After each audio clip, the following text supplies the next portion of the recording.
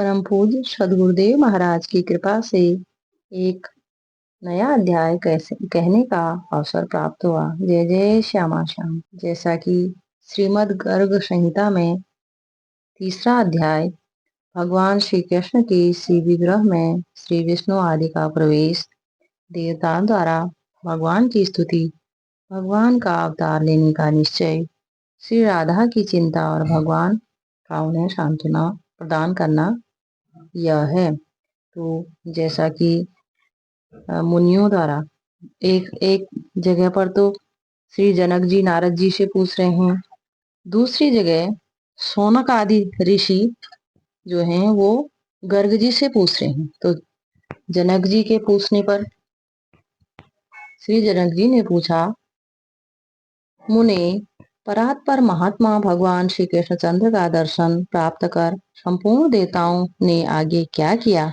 मुझे यह बताने की कृपा करें। श्री नारद जी कहते हैं, राजन, उस समय सबके देखते देखते अष्टभुजाधारी वैकुंठाधिपति भगवान श्री हरि उठे और साक्षात भगवान श्री कृष्ण के श्री विग्रह में लीन हो गए।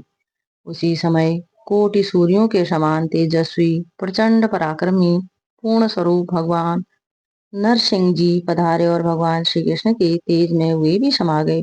इसके बाद सहस्त्र भुजाओं से सुशोभित श्वेत द्वीप के स्वामी विराट पुरुष, जिनके शुभ्र रथ में सफेद रंग के लाल घोड़े जुते हुए थे, उस रथ पर आरूढ़ होकर वहां आए। उनके साथ श्री लक्ष्मी जी भी थी। वे अनेक प्रकार के अपने आयुधों से संपन्न थे। पार्षदगण चारों ओर से उनकी सेवा में उपस्थित थे।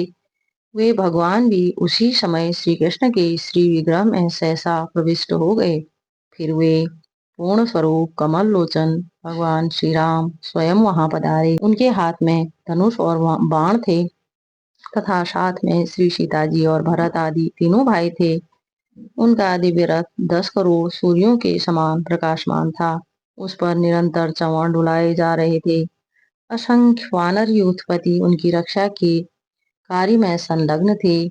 उस रथ के 1 लाख चक्कों से मेघों की गर्जना के समान गंभीर ध्वनि निकल रही थी। उस पर लाख ध्वजाएं फहरा रही थी। उस रथ में लाख घोड़े जुते हुए थे। वह रथ सुवर्णमय था। उसी पर बैठकर भगवान श्री राम वहां पधारे थे। वे भी श्री कृष्णचंद्र के दिव्य विग्रह में लीन हो गए। फिर उसी समय साक्षात यज्ञ नारायण श्रीहरि वहां पधारे, जो प्रलय काल की जाजल विमान अग्नि शिखा के समान उद्भासित हो रहे थे। देवेश्वर यज्ञ अपनी धर्मपत्नी दक्षिणा के साथ ज्योतिर्मय रथ पर बैठे दिखाई देते थे। वे भी उस समय श्याम विग्रह भगवान श्री कृष्णचंद्र में लीन हो गए। तत्पश्चात साक्षात भगवान नर नारायण वहां पधारे। उनके शरीर की कांति मेघ के समान श्याम थी। उनकी 4 भुजाएं थी, नेत्र विशाल थे और वे मुनि के वेश में थे। उनके सिर का जटाजूट कौंधती हुई करोड़ों बिजलियों के समान दीप्तिमान था। उनका दीप्ति मंडल सब ओर उद्भासित हो रहा था। दिव्य मुनीन्द्र मंडलों से मंडित हुए भगवान नारायण अपने अखंडित ब्रह्मचर्य से शोभा पाते थे। राजन, सभी देवता आश्चर्ययुक्त मन से उनकी ओर देख रहे थे, किंतु वे भी श्याम सुंदर भगवान श्री कृष्ण में तत्काल लीन हो गए।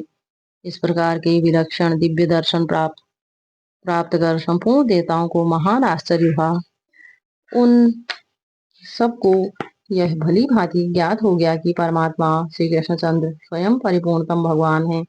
तब वे उन परम प्रभु की स्तुति करने लगे। देवता बोले, जो भगवान श्री कृष्णचंद्र पूर्ण पुरुष, परम से भी पर, यज्ञों के स्वामी, कारण के भी परम कारण, परिपूर्णतम परमात्मा और साक्षात गोलोक धाम के अधिवासी हैं। इन परम पुरुष श्री राधा वर को हम सादर नमस्कार करते हैं। योगेश्वर लोग कहते हैं कि आप परम तेज पुंज हैं। शुद्ध अंतःकरण वाले भक्तजन ऐसा मानते हैं कि आप लीला विग्रह धारण करने वाले अवतारी पुरुष हैं। परंतु हम लोगों ने आज आपके जिस स्वरूप को जाना, वह अद्वैत सबसे अभिन्न एवं अद्वितीय है। अतः आप महत्तम तत्वों एवं महात्माओं के भी अधिपति हैं। आप परम ब्रह्म परमेश्वर को हमारा नमस्कार है। कितने विद्वानों ने व्यंजना, लक्षणा और स्फोटक द्वारा आपको जानना चाहा, किंतु फिर भी वे आपको पहचान न सके, क्योंकि आप निर्दिष्ट भाव से रहित हैं। अतः माया से निर्लेप आप निर्गुण ब्रह्म की हम शरण ग्रहण करते हैं। किन्हीं ने आपको ब्रह्मा माना, कुछ दूसरे लोग आपको आपके लिए काल शब्द का व्यवहार करते हैं। कितनों की ऐसी धारणा है कि आप शुद्ध प्रशांत स्वरूप हैं, तथा कतिपय मीमांसक लोगों ने तो यह मान रखा है कि पृथ्वी पर आप कर्म रूप से विराजमान हैं।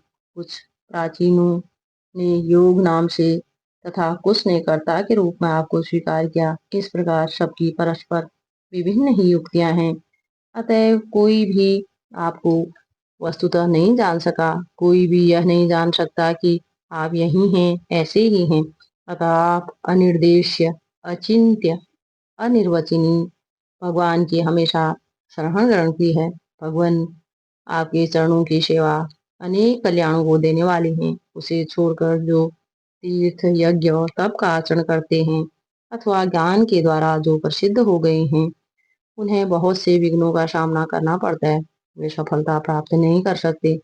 भगवान, अब हम आपसे क्या निवेदन करें। आपसे तो कोई भी बात छिपी नहीं है, क्योंकि आप चराचर मात्र के भीतर विद्यमान हैं, जो शुद्ध अंतकरण वाले एवं देव बंधन से मुक्त हैं। वे हम विष्णु आदि देवता भी आपको नमस्कार करते हैं। ऐसे आप पुरुषोत्तम भगवान को हमारा प्रणाम है, जो श्री राधिका जी के हृदय को सुशोभित करने वाले चंद्रहार हैं, गोपियों के नेत्र और जीवन के मूल आधार हैं, तथा ध्वजा की भांति गोलोक धाम को अलंकृत कर रहे हैं। वे आदिदेव भगवान, आप संकट में पड़े हुए हम देवताओं की रक्षा करें, रक्षा करें।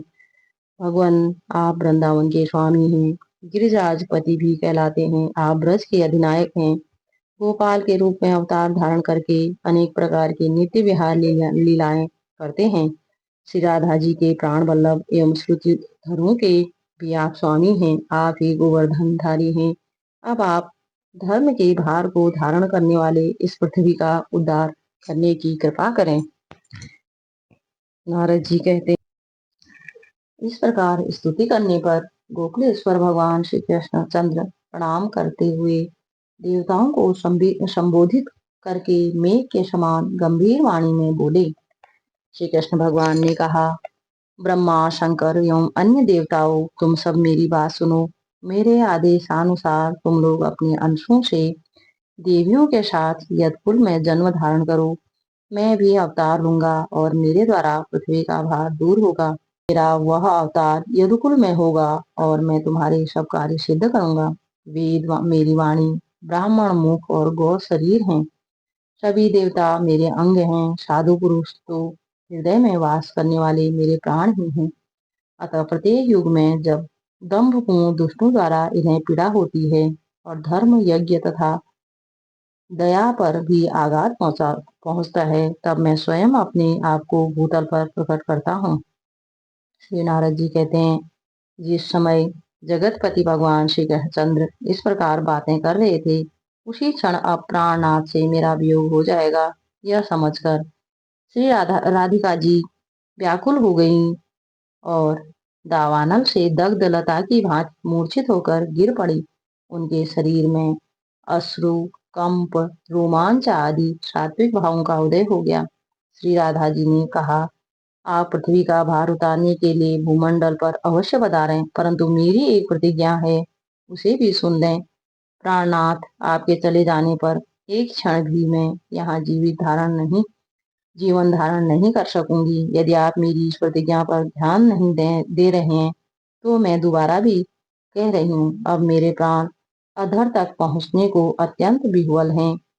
ये इस शरीर से वैसे ही उड़ जाएंगे जैसे कपूर के धूलिकण। श्री भगवान बोले, राधिके, तुम विषाद मत करो। मैं तुम्हारे साथ चलूंगा और पृथ्वी का भार दूर करूंगा। मेरे द्वारा तुम्हारी बात अवश्य पूर्ण होगी। श्री राधा जी ने कहा, परंतु प्रभु, जहाँ वृंदावन नहीं है, यमुना नहीं है और गोवर्धन पर्वत भी नहीं है, वहां मेरे मन को सुख नहीं मिलता। नारद जी कहते हैं, श्री राधिका जी के इस प्रकार कहने पर भगवान श्री कृष्णचंद्र ने अपने धाम से 84 कोस भूमि, गोवर्धन पर्वत एवं यमुना नदी को भूतल पर भेजा। उस समय संपूर्ण देवताओं के साथ ब्रह्मा जी ने भी परिपूर्णतम भगवान श्री कृष्ण को बार बार प्रणाम करके कहा।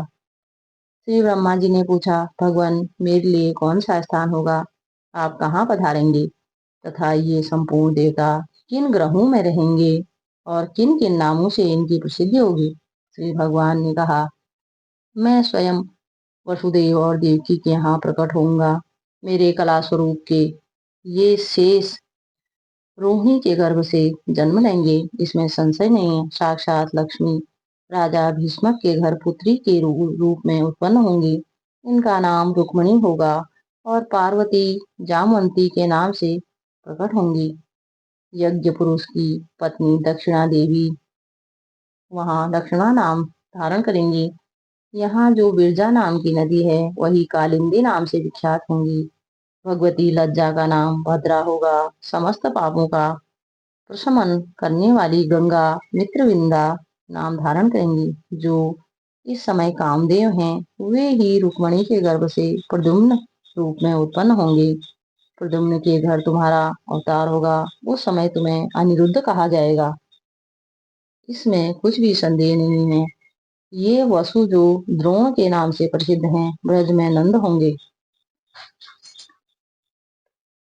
स्वयं इनकी प्राण प्रिया धरा देवी यशोदा नाम धारण करेंगी। सुचंद वृषभानु बनेंगे तथा इनकी सहधर्मिणी कलावती धराधाम पर कीर्ति के नाम से प्रसिद्ध होंगी। फिर उन्हीं के यहाँ इन राधिका जी का प्राकट्य होगा। मैं ब्रजमंडल में गोपियों के साथ सदा रास विहार करूंगा। जय जय श्यामा श्याम।